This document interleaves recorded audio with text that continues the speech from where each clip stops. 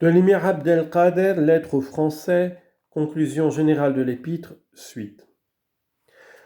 Celui qui considère le jeu des échecs, le mouvement de ses pièces, celui qui réfléchit aux règles fixées par son inventeur, découvre facilement que le problème dont il est question ici est celui du déterminisme et du libre arbitre. En effet, l'inventeur a décidé de ces règles en connaissance de cause.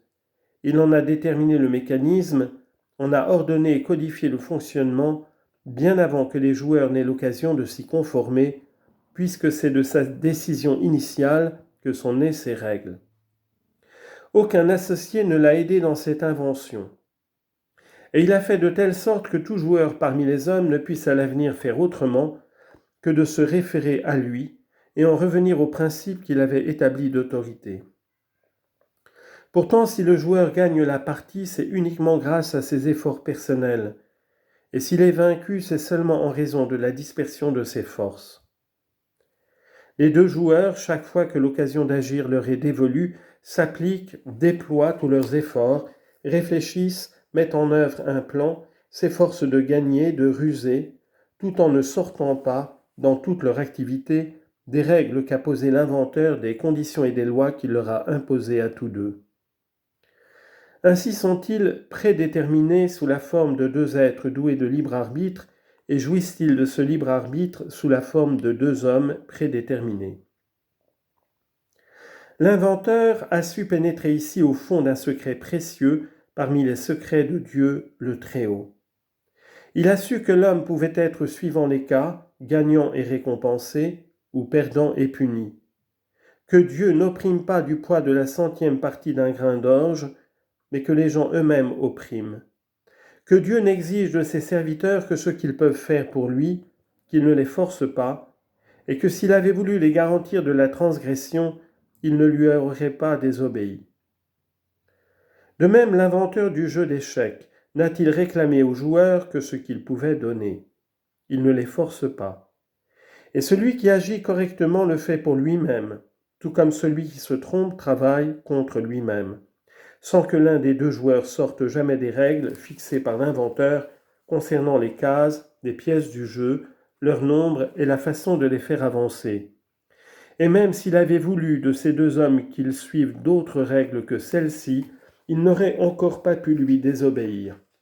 Comprends bien cela, ô lecteur. Le jeu d'échecs est à la fois une allégorie philosophique et une invention scientifique.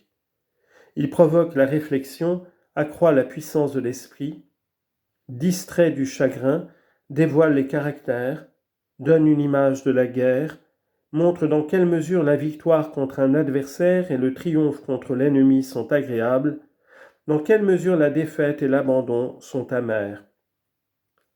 Notons que le grand jeu des échecs comporte comme pièces supplémentaires 2 chameaux, 2 girafes, 2 éclaireurs, 2 machines de guerre et un vizir. Ce jeu en fait comprenait 112 cases et 56 pièces, alors que le jeu ordinaire n'a que 32 pièces pour 64 cases. On sait que les Perses sont une antique nation parmi les plus vieilles et les plus puissantes du monde.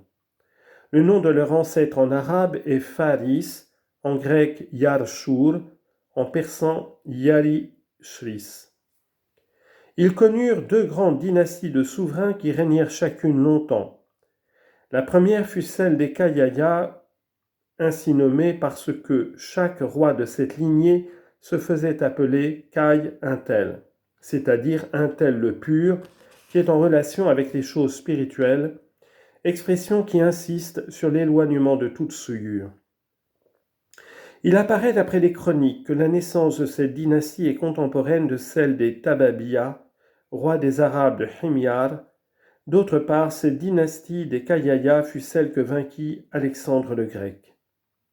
Quant à la seconde dynastie, celle des Sassanides, elle fut contemporaine de la domination des Grecs de Byzance en Syrie, avant d'être vaincue définitivement par les musulmans. Les Perses de l'époque primitive professaient l'unité de Dieu selon la religion de Noé. Et cette croyance dura chez eux jusqu'au temps de Tamurat, qui passe pour avoir été le premier à dresser des chevaux et à les monter.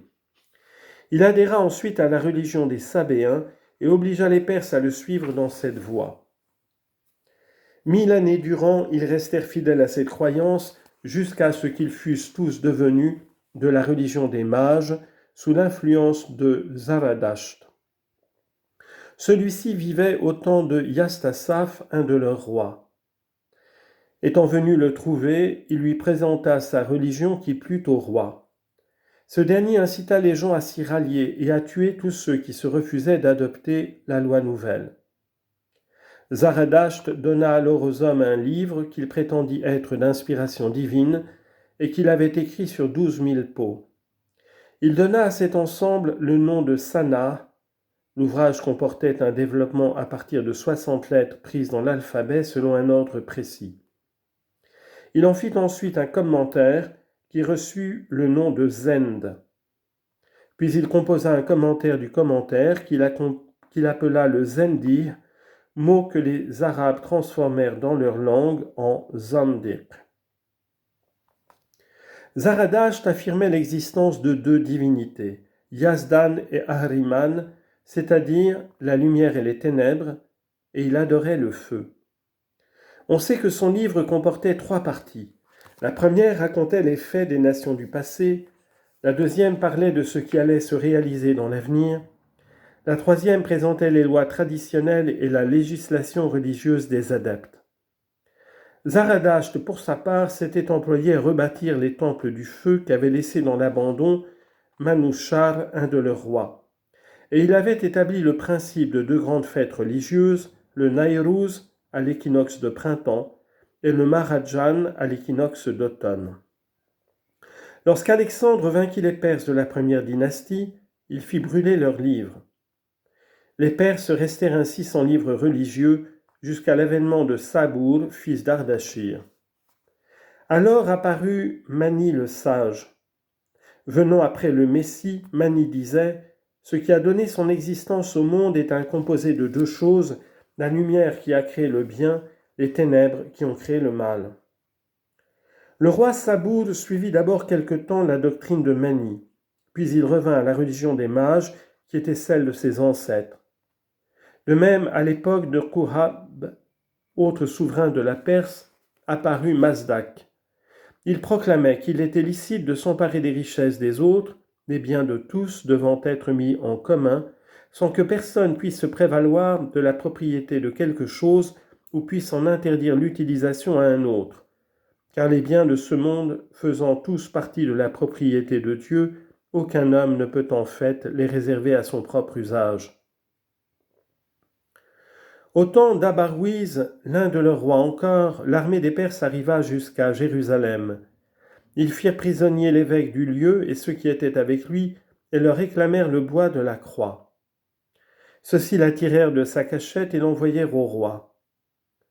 Ce n'est qu'au temps de Bourhan, fille d'Abarwiz, que le bois de la croix sera rendu au Djatoulik, le roi des Grecs de Byzance. La nation des Perses occupant la partie médiane des régions habitées est assurément la plus équitable des nations. Les Perses ont surtout étudié la médecine et les lois des astres. Ils possèdent pour cela des observatoires et nombre de leurs croyances religieuses se fondent en réalité sur l'étude des mouvements astraux. Au point que les savants s'accordent généralement pour dire que les estimations les plus justes concernant la trajectoire et le retour périodique des corps célestes sont assurément celles qui ont été établies par les Perses. Rappelons enfin que c'est parmi eux que s'est trouvé l'inventeur du jeu de Jacquet, conçu comme une allégorie représentant le monde d'ici-bas et ses habitants, avec ses 12 stations disposées sur le plateau, figurant les mois de l'année, et ses 30 pions symbolisant les jours du mois, les dés que l'on jette étant la figuration du destin, dont l'action bouleverse continuellement l'état des hommes livrés au monde.